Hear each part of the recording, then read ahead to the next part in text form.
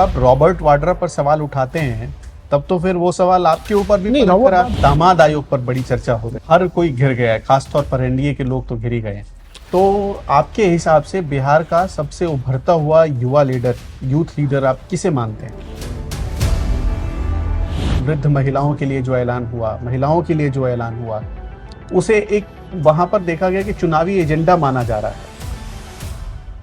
नीतीश कुमार के बेटे निशांत कुमार की भी बहुत चर्चा चल रही है, उनको राजनीति में आना चाहिए या नहीं आना चाहिए? देखिए, निशांत कुमार इंजीनियर है और दूसरी तरफ हमारे पास लालू यादव के बेटे जी 9वीं फेल है या पास है ये भी नहीं पता हमें। तेजस्वी जी का फ्यूचर जेल में है।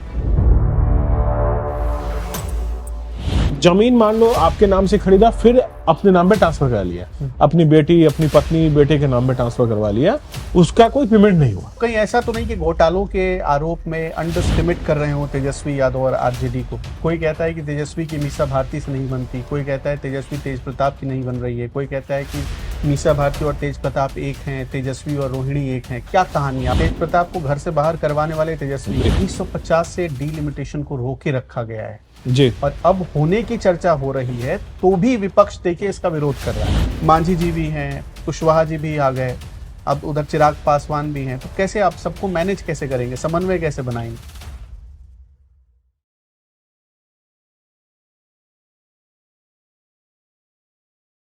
नमस्कार। बिहार में इसी साल विधानसभा के चुनाव हैं और दिल्ली से लेकर पटना तक सारे राजनीतिक दलों में तनाव है। तनाव इसलिए कि बिहार के क्या मुद्दे होंगे, तनाव इसलिए कि कौन कौन से कैंडिडेट किस सीट पर उतारे जाएंगे, तनाव इसलिए कि गठबंधन में किसको कितनी सीटें दी जाए। खास तौर पर एनडीए और महागठबंधन को लेकर अभी सीटों के बंटवारे पर माथापच्ची चल रही है, कौन सी सीट किसको मिले। एनडीए में कुछ बड़ा परिवर्तन हुआ है क्योंकि उपेंद्र कुशवाहा बहुत दिनों बाद एनडीए में वापस आ गए हैं और हमारे साथ उन्हीं की पार्टी से उनके एक पिलर आप कह सकते हैं, राष्ट्रीय लोक मोर्चा के प्रवक्ता और महासचिव जुड़ रहे हैं, नरेंद्र मिश्रा। बहुत बहुत नमस्कार प्रभु जी, बहुत बहुत धन्यवाद। आप गायों को लेकर बहुत सारा काम करते हैं, लेकिन बिहार को लेकर भी आप काम करते हैं, ये आज लोगों को पता चलेगा। तो हम शुरू करते हैं, चर्चा की शुरुआत करते हैं और बिहार के आज बहुत बड़े बड़े मुद्दों पर आपसे बातचीत करनी है। निश्चय। सबसे बड़ा तो ये है कि उपेंद्र कुशवाहा जी बहुत दिनों बाद एनडीए में आए हैं वापस लौटकर, और हमने देखा कि अभी सिवान में रैली हो रही थी, प्रधानमंत्री नरेंद्र मोदी की वो रैली थी जिसमें ऐसा लगा कि नरेंद्र मोदी के लिए उनके गठबंधन का छोटा से छोटा और बड़ा से बड़ा नेता बहुत मायने रखता है। उपेंद्र कुशवाहा के पास वो खुद चल कर गए, बिल्कुल, और बात की। तो ये क्या, इसे आप कैसा सिंबल मानते हैं? देखिए, क्या है? देश के यशस्वी प्रधानमंत्री नरेंद्र मोदी जी और उपेंद्र कुशवाहा जी के बीच बहुत पुराना संबंध है। 4 साल उनके साथ वो मंत्री रहे। 19 में के आसपास, 18-19 के बीच में उन्होंने सिर्फ इसलिए मंत्री पद त्यागा क्योंकि कॉलेजियम सिस्टम जो है, जो जुडिशरी में रिफॉर्म्स की वो बात करते थे, बाद में सरकार ने भी उसको माना कि आज अगर न्यायिक, अगर आपको जज बनना है आप में से किसी को, तो एक परिवार का ही कब्जा है वो। यही सिर्फ एक मुद्दा था जिसकी वजह से आदरणीय उपेंद्र कुशवाहा जी को उस समय एनडीए छोड़ना पड़ा। और फिर वापस 2023 में हम लोग जो है जदयू से अलग हुए और फिर 24 में जो पार्टी हमारी बनी, जो जिसका मान्यता मिल गया चुनाव आयोग से। और अब जब प्रधानमंत्री जी जब भी उनको देखते हैं, उनको पता है कि बिहार में ही नहीं, आज के समय जिस तरीके का मुद्दा वो उठा रहे हैं, वो पूरे भारत में एक वन ऑफ द लोकप्रिय नेता बनते जा रहे हैं। उसका कारण क्या है कि वो मुद्दे उठाते जो बरसों से दबा हुआ है, जैसे कॉलेजियम सिस्टम का मुद्दा था, अभी डिलिमिटेशन यानी कि परिसीमन का जो मुद्दा है, और जिस परिसीमन के मुद्दे पर जो जन समर्थन दिखा है, तो प्रधानमंत्री जी तो हर किसी को वॉच करते हैं कि कौन क्या काम कर रहा है। आपकी पार्टी इससे पहले आरएलएसपी के तौर पर जी, राष्ट्रीय लोक समता पार्टी, हाँ, अब वो राष्ट्रीय लोक मोर्चा के नाम से जाने, जरा इसकी कहानी आप बताएंगे। देखिए, आरएलएसपी आपने अपनी पार्टी का कहाँ विलय किया था? हाँ, ये देखिए सबको पता है, होना चाहिए, होगा भी। आरएलएसपी जो है 2014 के चुनाव में हम लोग लड़े थे और उस समय हमारे जो है 3 के 3 सांसद चुन के आए और आदरणीय उपेंद्र कुशवाहा जी केंद्रीय मंत्री बने। उसके बाद जो है 18-19 के बीच में चीज़ें सही नहीं बैठी और 19 में हम लोग एनडीए से अलग हो गए। अलग होने के बाद हम लोग जो है महागठबंधन, यानी आज के जो महागठबंधन के साथ चुनाव लड़ा हम लोगों ने, नुकसान हुआ हमें क्योंकि उस समय मोदी जी की लहर थी। और 19 के बाद जो है फिर जदयू में जो है विलय कर दिया। हाँ, मैं इसी पॉइंट पर आना था, आपने वो बता जी, दिया। जी।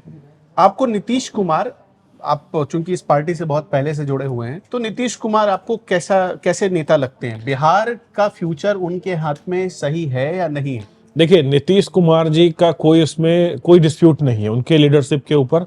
बिहार में उनसे पहले बिहार को एक जंगल राज के रूप में जाना जाता था कि बिहार में जंगल राज है। बिहार के बाहर जब कोई बिहारी अपने आप को बिहारी बोले उसको शर्म आती थी कि उसके बारे में पता नहीं क्या सोच लिया जाएगा।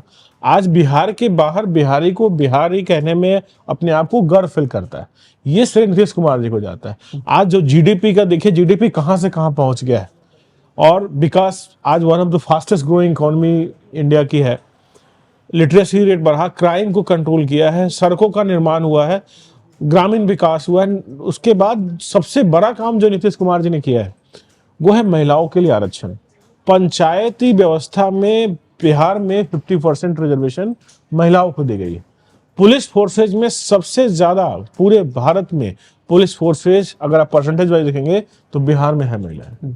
तो बिहार के लिए बिहार के गौरव के रूप में नीतीश कुमार जी जाने जाते हैं और नीतीश कुमार जी का कोई विरोध नहीं, कोई दलगत भावना से उनका विरोध कर ले, लेकिन जो काम उन्होंने कर दिया है, जो बिहार जो 50 साल पीछे चल रहा था, आज बिहार जो है देश के विकास के साथ चल रहा है और देश की आकांक्षाओं के साथ चल रहा है। कोरोना से लेकर के हर चीज में उन्होंने जो है बिहार को अच्छे से संभाला है। अभी बिहार में एक बहुत बड़ा इशू चल रहा है, आपने देखा होगा, दामाद आयोग पर बड़ी चर्चा हो रही है। और अचानक ये जो दामाद आयोग आया है, इसमें हर कोई घिर गया है, खासतौर पर एनडीए के लोग तो घिर ही गए हैं। देखिए, दामाद आयोग कुछ नहीं है। अगर कोई व्यक्ति काबिल है और उनका जिनकी आप बात कर रहे हैं उनके पिताजी का इतिहास देखिए कि उन्होंने पूरी जिंदगी अपनी जो है सनातन धर्म के लिए, पूजा पाठ के लिए एक आईपीएस रहे थे और तब भी अब उनके बच्चों को मिल रहा है और उतना काम करने के बाद तो डिजर्विंग है। जो लोग ये बात कह रहे हैं उनको ये बताना पड़ेगा कि उनके परिवार में राष्ट्रीय अध्यक्ष भी एक ही घर में, पार्टी चलाने वाले भी एक ही घर में, राज्यसभा, विधानसभा, लोकसभा सब एक ही घर के अंदर कैसे हो सकता है? क्या आरजेडी में और कांग्रेस में कोई बाहर का व्यक्ति पावरफुल हो सकता है क्या? आज कांग्रेस में बेशक राष्ट्रीय अध्यक्ष बाहर का है लेकिन पावर गांधी परिवार के पास। लेकिन जब आप रॉबर्ट वाड्रा पर सवाल उठाते हैं तब तो फिर वो सवाल आपके ऊपर भी नहीं, रॉबर्ट वाड्रा काबिल थोड़ी है, पूरा जनता जानती है। रॉबर्ट वाड्रा किस काम के लिए काबिल है वो, लेकिन जिनकी आप बात कर रहे हैं वो काबिल व्यक्ति है। उन्होंने काम किया है ना, पहले पद पाने से पहले काम किया है। रॉबर्ट वाड्रा जी ने क्या काम किया कि उनको लाख करोड़ की जमीन अलॉट कर दी गई। जो डीएलएफ वाला जो मैटर है गुड़गांव का और इधर वाला मैटर है, वो पूरा भारत जानता है कि एक व्यक्ति को 1 लाख करोड़ की जमीन अलॉट कर दी जाती है। 1 लाख वाली कंपनी अचानक हजारों करोड़ पहुंच जाती है। तेजस्वी यादव के परिवार में कोई बिजनेस तो है नहीं, वो लोग काम ही करते रहे। 1000 करोड़ का न्यू फ्रेंड्स कॉलोनी में घर है उनके पास। जब लोगों को रोजगार, लालू यादव को मौका मिला, जब वो केंद्र में मंत्री थे तो लोगों को जॉब देने के बदले जमीन लिया, उन्होंने जमीन लिखवा लिया। अपने ही जाति के सबसे ज्यादा लोग हैं उसमें, आरजेडी के जो मूल सपोर्टर है यादव, उनसे भी उन्होंने पैसे ले लिया। तो ये लोग बोलने का कोई हक नहीं है। लेकिन वो तो कहते हैं कि लालू यादव जी सामाजिक न्याय के मसीहा हैं। देखिए, सामाजिक न्याय के मसीहा नहीं, वो परिवार के मसीहा है। सामाजिक न्याय के मसीहा आदरणीय जेपी बाबू थे, कर्पूरी बाबू थे और आज के समय में सामाजिक न्याय के मसीहा आदरणीय नरेंद्र मोदी जी हैं। जिस तरीके से उन्होंने सबका साथ, सबका विकास, सबका प्रयास और सबके लिए उन्होंने काम किया है, हर वर्ग, हर जाति धर्म के लिए काम किया है। ये सिर्फ कहने से नहीं होगा, उन्होंने काम क्या किया है। भ्रष्टाचार से कोई सामाजिक न्याय का नेता बनता है क्या? जेल जा चुके हैं, आज भी चार्जशीटेड हो रही है। सुनने में आ रहा था कल गोपालगंज के कोर्ट ने उन पे कुर्की जब्ती का ऑर्डर दे दिया है। न जाने कितने अपराध है उनके ऊपर, ईडी, सीबीआई सब जगह चार्जशीटेड है। तेजस्वी यादव ईडी में चार्जशीटेड है। तो ऐसे लोग सामाजिक नेता कैसे हो सकते हैं? सामाजिक नेता तो हमारे कर्पूरी बाबू ने अपने परिवार में किसी को बढ़ने नहीं दिया जब तक वो राजनीति में रहे। अपने बेटे को टिकट उन्होंने काट दिया है।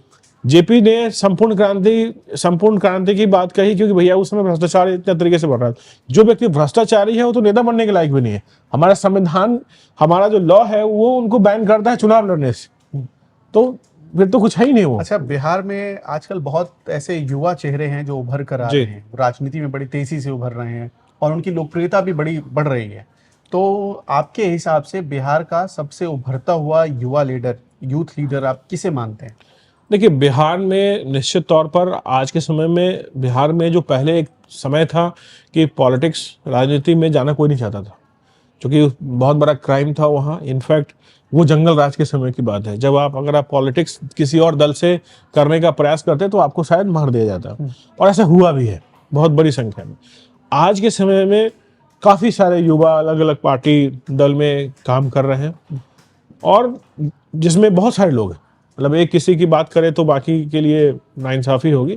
और उस सारे युवाओं में अगर आप आज के समय में चिराग पासवान को देखेंगे तो निश्चित तौर पर काफ़ी बढ़िया सोच रखते हैं और अच्छा काम कर रहे हैं। पार्टी उनकी पुरानी है, अच्छा काम कर रहे हैं। हमारी पार्टी में भी काफ़ी सारे युवा हैं, काफ़ी बड़ी रैली हम लोगों ने अभी लगातार 3 रैली हम लोगों ने किया, और जो जन समर्थन हम लोगों को मिला है, तो देखिए क्या है कि बिहार युवा का प्रदेश है, सबसे ज़्यादा युवा हमारे, और बाद में उत्तर प्रदेश में आता है। तो युवाओं को राजनीति में आना चाहिए, साफ राजनीति करनी चाहिए, और युवा के लिए राजनीति में बहुत स्कोप, तो सबको आगे आना चाहिए। अभी आपने देखा होगा नीतीश कुमार ने एक ऐलान किया, जी, जो वृद्ध महिलाओं के लिए जो ऐलान हुआ, महिलाओं के लिए जो ऐलान हुआ, उसे एक वहां पर देखा गया कि चुनावी एजेंडा माना जा रहा है, और चुनाव से ठीक 5 महीने पहले इस तरह की घोषणा करना, ये आपको कैसा लगता है? ये तो साफ मैसेज देता है कि चुनावी घोषणा है। नहीं देखिए, चुनाव है इसका मतलब थोड़ी सरकार काम करना बंद कर देगी। हाँ। सरकार कोई अपने परिवार के लिए घोषणा तो नहीं कर रही है कि नीतीश जी ने अपने बच्चे को 200 एकड़ जमीन अलॉट करवा दिया है, किसी अपने चाहने वाले को 100 एकड़ जमीन दे दिया है, किसी को नौकरी दे दी है, किसी से रिश्वत ले लिया। उन्होंने बिहार के महिलाओं का जो ध्यान रखा है और हमेशा रखते रहे, उस पर उन्होंने उसकी घोषणा करी है, तो ये तो बहुत अच्छी बात है। इसमें तो दलगत भावना से ऊपर उठ करके हर किसी को स्वागत करना चाहिए कि इन्होंने जो राशि उनको लगा कि ये राशि कम है, उन्होंने उसको बढ़ाने का काम किया है, तो बढ़िया है, अच्छा डिसीजन है। ये काम कोई और थोड़ी कर सकता है उनके अलावा।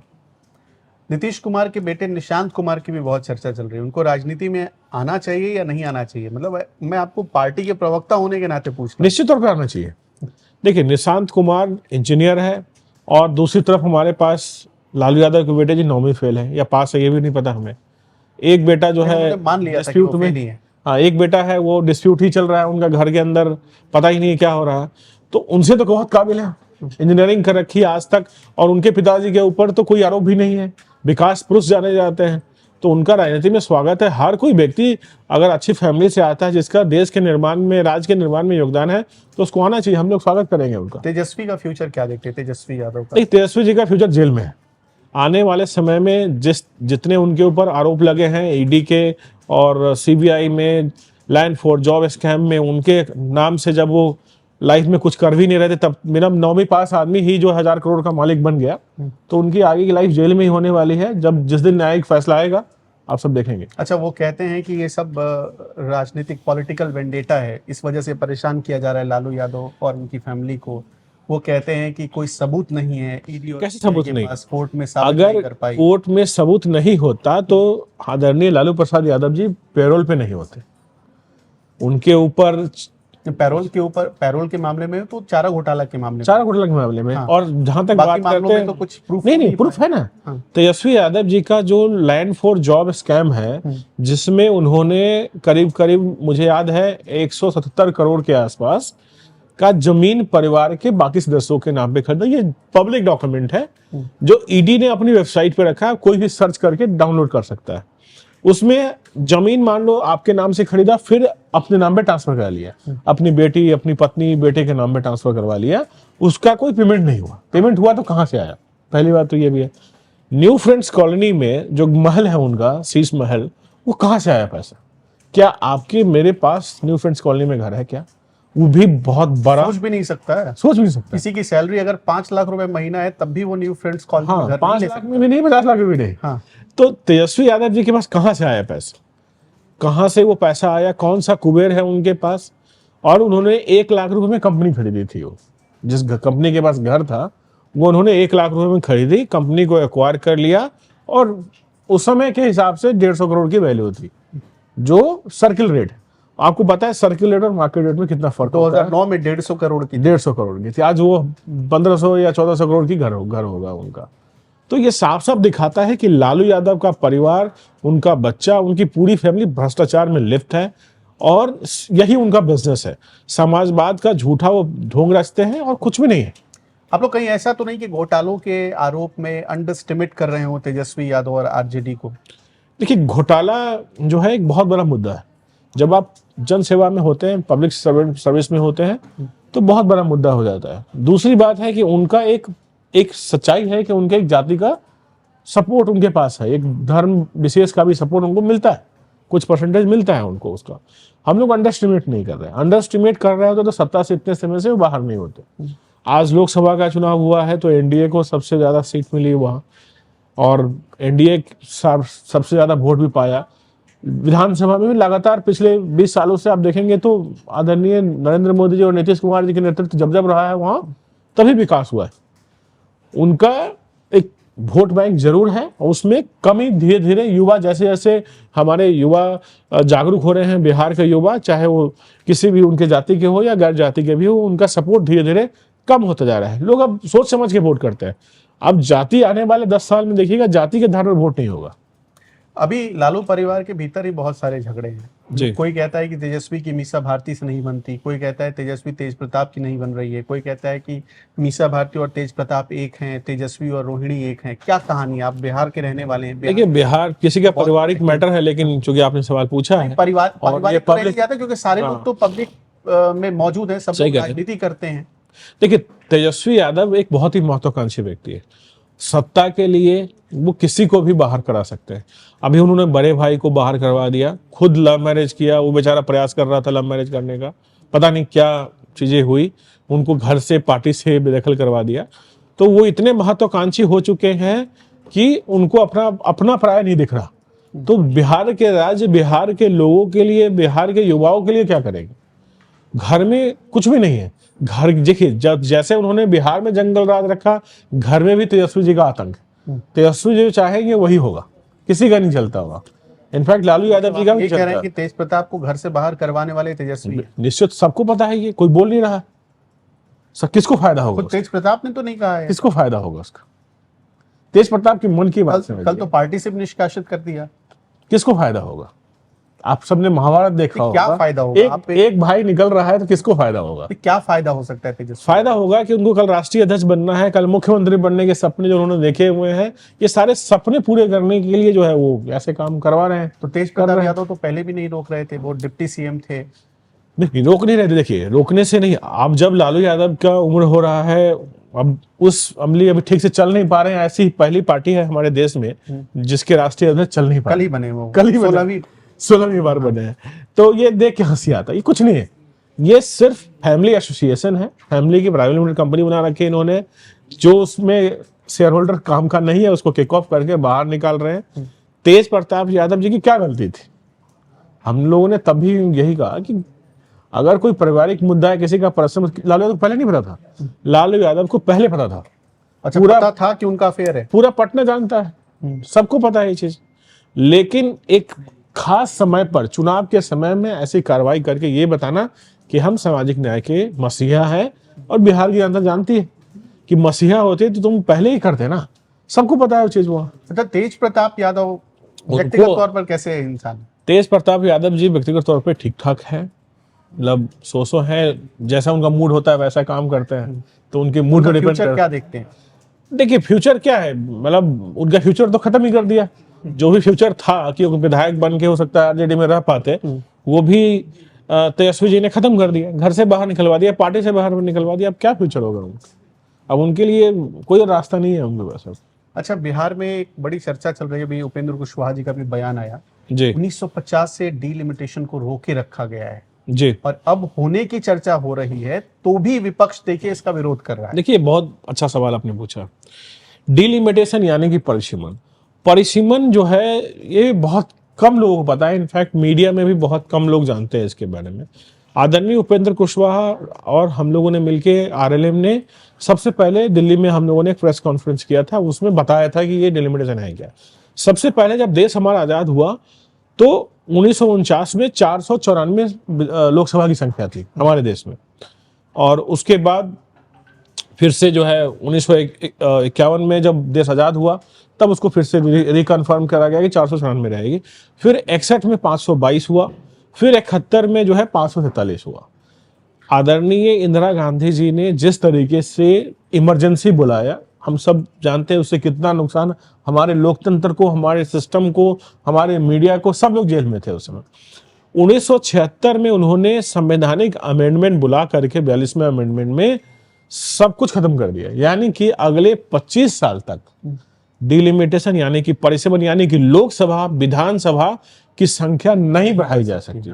ये बहुत ही स्ट्रेटेजिक कॉल था उस समय का, यानी कि कांग्रेस अगले 50 साल तक देख रही थी कि अगर हम नॉर्थ में हिंदी पट्टी में कमजोर होंगे तो साउथ ब्लॉक में हमें कैसे मजबूत रहना है। इसकी भी मैं आपको बताऊंगा कि साउथ ब्लॉक में कैसे मजबूत रह गए। उन्होंने 25 साल के लिए इसको आगे बढ़ा दिया, यानी कि 25 साल तक कोई भी लोकसभा की सीट नहीं बढ़ेगी। उस समय 1971 के समय में जो निर्धारित किया गया था कि 18 से 20 लाख की जनसंख्या पर एक लोकसभा हो सकता था। उस समय हालांकि 10 लाख, हमारे संविधान में 10 लाख ही दिया गया हुआ। आज के परिदृश्य में नॉर्थ के राज्यों में 31-32 लाख से लेकर 40 लाख तक की जनसंख्या एक लोकसभा में है, और साउथ के राज्यों में यानी कर्नाटक, बेंगलोर, केरला के राज्यों में 18 से 20 लाख की जनसंख्या पर एक विधानसभा, एक लोकसभा चुना जाता है। इसका नुकसान क्या होता है कि संविधान की जो मूल भावना है जो डॉक्टर अंबेडकर ने हम सबको दिया है कि एक मूल्य, एक वोट, एक मूल्य, यानी कि आप प्रधानमंत्री हैं या आप मीडिया में हैं या कोई सड़क पे काम करने वाला किसान मजदूर है या किसान है या कोई भी है, उन सबका वोट बराबर है। ऐसा नहीं कि प्राइम मिनिस्टर 2 वोट कर सकते हैं या मुख्यमंत्री जी 1 वोट कर पाएंगे या हम आधा, लेकिन आज के परिदृश्य में हमारे वोट का मूल्य आधा हो गया है, क्योंकि आप चुन रहे हैं 30-32 लाख पे और वो चुन रहे हैं 17 लाख, 18 लाख। सुनने में ये लगता है कि इससे क्या फायदा, क्या नुकसान होगा। इससे नुकसान ये है कि आपके क्षेत्र का, हिंदी प्रदेश का विकास रुका हुआ है, यानी कि यूपी, बिहार, एमपी, मध्य प्रदेश, महाराष्ट्र, इन सब का, झारखंड भी उसमें आता है, विकास रुका हुआ है। आपको फंड कम मिल रहा है, ज्यादा एमपी होते ज्यादा फंड मिलते, आपके पास ज्यादा यही होते। नहीं, जैसे मोटे तौर पर आप ये कहना चाहते हैं कि अभी बिहार में 38 जिले हैं, तो ये 38 जिले बढ़ सकते हैं। नहीं, 38 जो हमारे पास लोकसभा और विधानसभा की सीटें जो 243 है, ये करीब 40 है हमारे पास, 40 लोकसभा है, 40 लोकसभा, 243 विधानसभा, 40 लोकसभा, 79 हो सकता है। यूपी के पास 80 है, यूपी 120, 140 भी हो सकता है। ऐसे करके जो 543 की संख्या अभी हमारे देश में है वो बढ़ करके 848 हो जाएगी, 545 से 848 हो जाएगी, जो आज की रिक्वायरमेंट है। लेकिन एक सबसे बड़ा ट्रिक इसमें यह है कि एमके स्टालिन को पहले पता चल गया, हाँ, वो कि ये नुकसान होगा, विरोध हो रहा है, ये नुकसान होगा मुझे, तो उन्होंने सबसे पहले ये कहा कि पंजाब के मुख्यमंत्री, वहां के मुख्यमंत्री, इनफैक्ट आंध्रा के मुख्यमंत्री को भी उन्होंने अप्रोच किया और बाकी केरला के मुख्यमंत्री को कि सब लोग मिल जाओ, और इस बार जब जनगणना हो रही है 27 में खत्म हो जाएगी, तो इसको हम लोग नहीं आने देंगे, डिलिमिटेशन को हम नहीं आने देंगे। इसका चूंकि उनको पता है कि जनसंख्या का आधार अगर मान लीजिए 40 लाख बनता है इस बार या 30 लाख बनता है, तो उनके सीटों की संख्या कम हो जाएगी।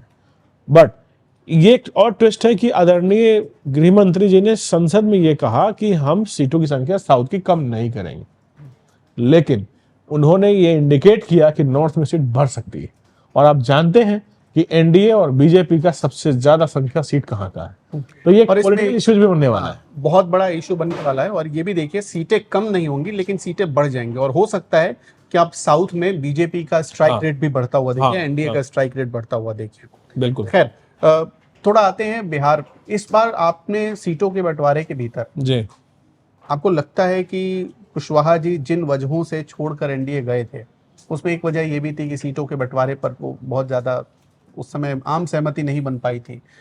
मांझी जी भी हैं, कुशवाहा जी भी आ गए, अब उधर चिराग पासवान भी हैं, तो कैसे आप सबको मैनेज कैसे करेंगे, समन्वय कैसे बनाएंगे? देखिए, जब हम लोग, कितनी सीटों की डिमांड है आप? जब जदयू हम लोगों ने छोड़ा तो हमारी उस समय डिमांड सीटों की नहीं थी।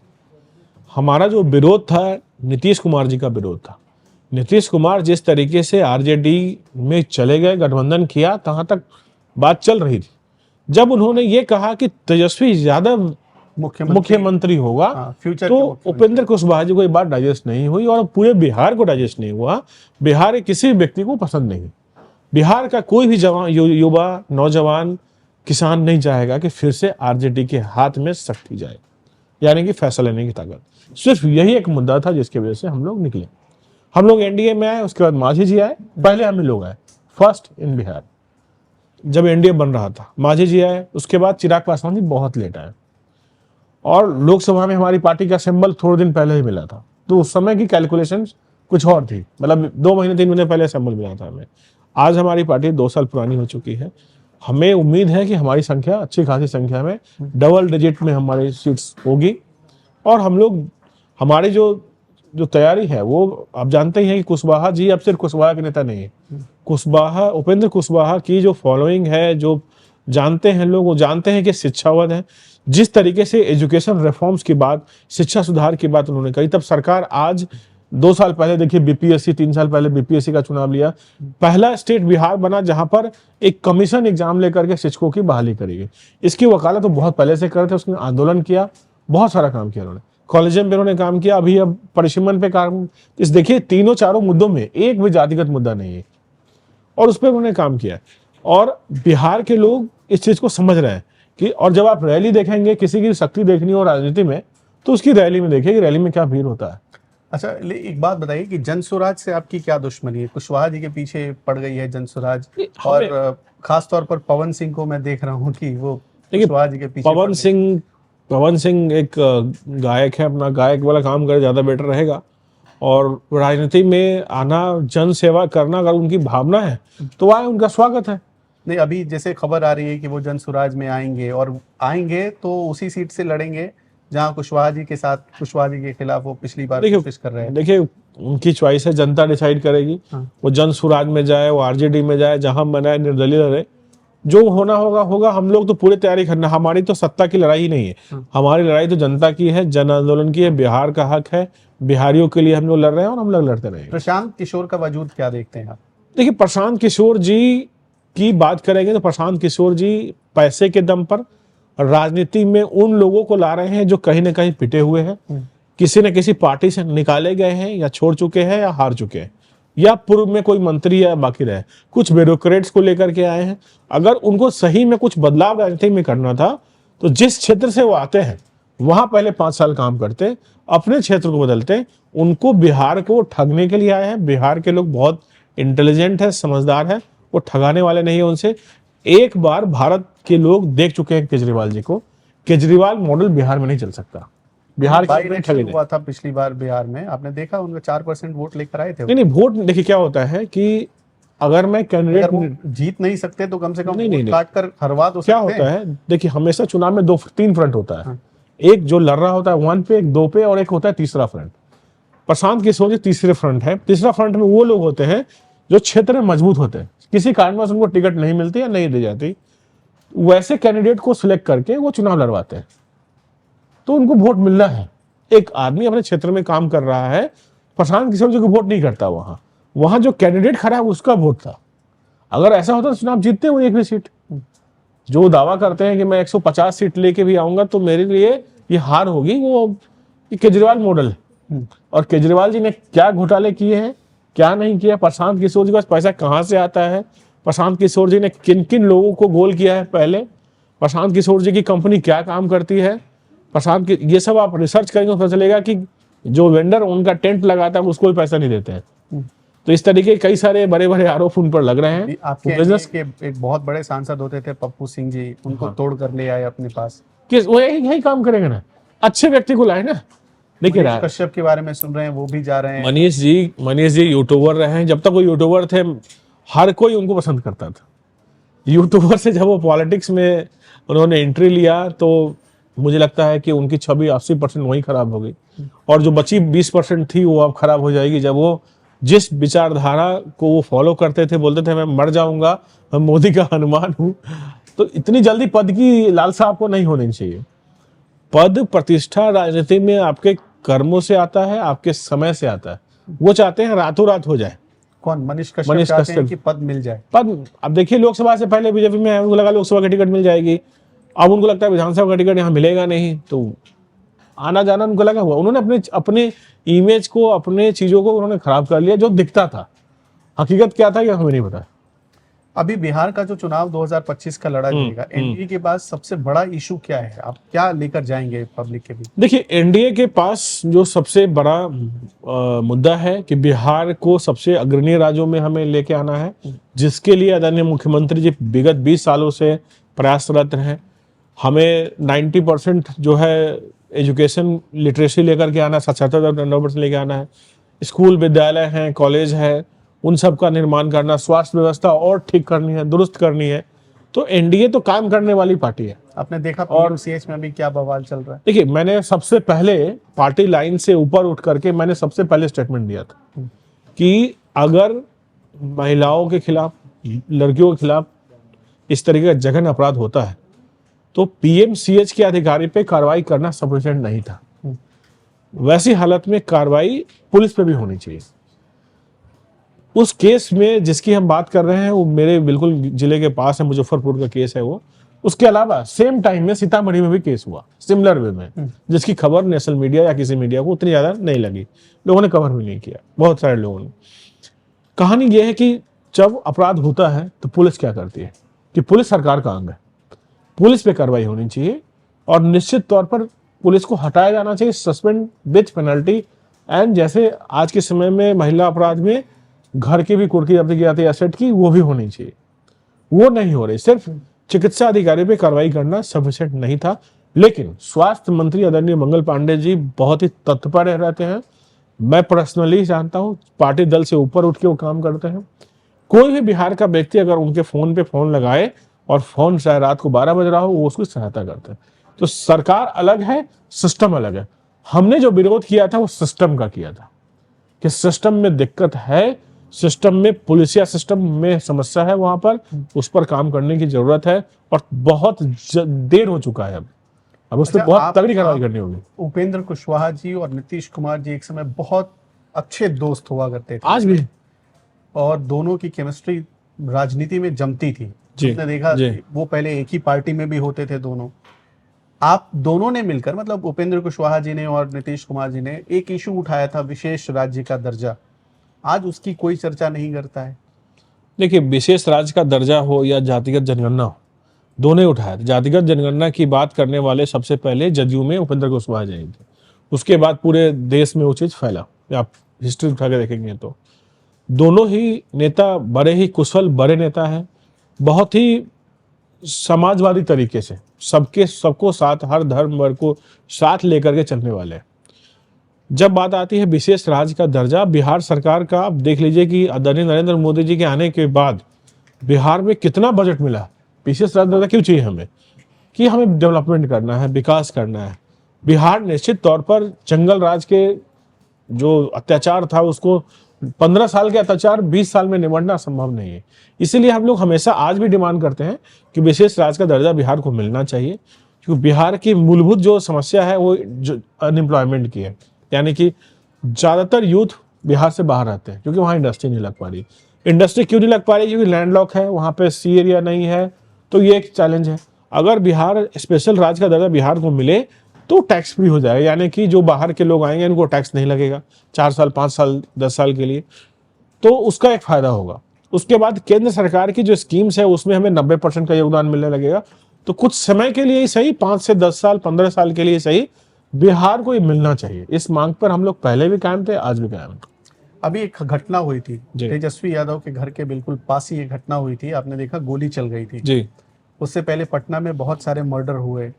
लॉ एंड ऑर्डर पर बड़े सवाल खड़े हो रहे हैं। तेजस्वी यादव जी कहते हैं कि हमको जंगल राज कहते थे, अब खुद कौन सा मंगल राज आ गया? देखिए, जंगल राज मंगल राज में फर्क है। जंगल राज में आदरणीय लालू प्रसाद यादव जी के साले, उनके मामा जी, वो छोटे थे उस समय, सीएम ऑफिस में बैठ करके हत्या, किडनैपिंग, लूट का प्लानिंग होता था और हुआ भी। एक बहुत फेमस रेप और मर्डर कांड है शिल्पी गौतम का, आप गूगल मारेंगे तो पता चलेगा, जिसको दबा दिया गया। सीबीआई जांच में पूरे बिहार को पता है कि वो बलात्कार और मर्डर किसने किया था। जंगल राज का मतलब होता है कि सरकार के संरक्षण में कोई काम हो रहा हो, जिसमें सरकार की भागीदारी है, उसे जंगल राज कहते हैं। अपराध होना बिहार और हिंदी या यूपी में ये एक सामाजिक विषय हो चुका। हम किस समाज में रहते हैं कि दरिंदे घूम रहे हैं, बच्चियों के खिलाफ 11 साल 12 साल बच्चियों के साथ गैंग रेप हो जा रहा है, उसके बाद उसको मर्डर कर दिया जा रहा है। ये सरकार से बाहर जा चुका है, सामाजिक विषय हो चुका है। कौन दरिंदा है, कौन उसके माँ बाप है जो ऐसे बच्चे को घर में रखे बैठे हुए हैं। अपराधी है कोई भी हो, उसकी सजा मिलती है। नीतीश कुमार जी किसी को नहीं बख्शने वाले हैं, ये आप जान लीजिए। कोई भी व्यक्ति हो, कितना भी रसूख वाला हो, अगर वो अपराध में पाया गया, चाहे किसी भी दल का हो, उसके ऊपर कार्रवाई होगी और कार्रवाई होती। जंगल राज में कार्रवाई नहीं होती थी।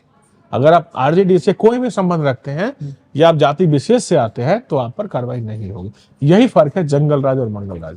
बिहार में एक बहुत बड़ा विषय रहा है चीनी मिलों का। जी 33 के आसपास चीनी मिलें होती थी, अब घटकर 12-13 रह गई। चीनी मिल पर तो कोई ध्यान ही नहीं हुआ, 20 साल ध्यान ही नहीं दिया गया 20 साल। देखिए, चीनी मिल का खत्म हो जाना एक बड़ा ही दुखद है, क्योंकि उसमें बहुत बड़ा रोजगार था हमारे यहाँ, और हमारे यहाँ गन्ने की पैदावार अच्छी होती है। जहाँ से मैं आता हूँ सीतामढ़ी, वहाँ पर रीगा शुगर मिल है, और ये ज़्यादातर शुगर मिल लिमिटेड कंपनी थी, यानी कि प्राइवेट हाथों में ही था। जो प्रबंधक थे वो कंपनी को ठीक से चला नहीं पाए, कई कारण थे उसके। एक उसमें से कारण था कि बिहार में जो अल्कोहल, जो शराब की बंदी, उसकी वजह से कई सारा प्रोडक्ट जो है बाई प्रोडक्ट शुगर का वो नहीं बन पाया, तो उसका भी असर। इथेनॉल बनाने के लिए तो अलाउ किया। हाँ, अब इथेनॉल पे काम चल रहा है। हाँ। तो इथेनॉल बेसिस पे अब जितनी भी चीनी मिल थी, जैसे रीगा शुगर मिल है, उसका रिवाइवल हो गया है, किसी ने उसको एक्वायर कर लिया है। तो ये आप कह सकते हैं सरकार से बाहर का मुद्दा है। ये चूंकि एक प्राइवेट कंपनी है या लिमिटेड कंपनी है, वो चला नहीं पा रहे अपने आप को। और चला क्यों नहीं पा रहे? क्योंकि वहाँ टैक्स सब्सिडी चाहिए अब, क्योंकि बिहार में अब उतने टैलेंटेड लोग नहीं मिल पा रहे हैं। अब उनको लाने के लिए बेटर पैकेज, बेटर ऑफरिंग्स, वो सब सरकार ने शुरू किया है। आईटी पार्क बनाने शुरू किए हैं। शुगर मिल जो रह गई है उसको रिवाइव करने की प्लानिंग चल रही है, जिसमें एक रीगा शुगर मिल जो सीतामढ़ी है, वहाँ पर भी एक्विजिशन और बाकी सारा काम हुआ है। तो आने वाले समय में आप देखेंगे 5 साल में कि शुगर मिल रिवाइव कर जाएगा विथ इथेनॉल। जब इथेनॉल ने सरकार परमिशन दिया तब रिवाइव करेगा। बहुत बहुत शुक्रिया आपका धन्यवाद। इतनी जानकारी देने के लिए। तो कैसा लगा, और बिहार में जो अब की बार चुनाव होने वाला है उसमें कौन सी पार्टी भारी पड़ेगी, किसका पलड़ा आपको ज्यादा मजबूत नजर आ रहा है, हमें कमेंट बॉक्स में बताते चलिएगा। हमारे साथ जुड़ने के लिए दर्शकों आपका भी बहुत बहुत शुक्रिया। नमस्कार। जय हिंद।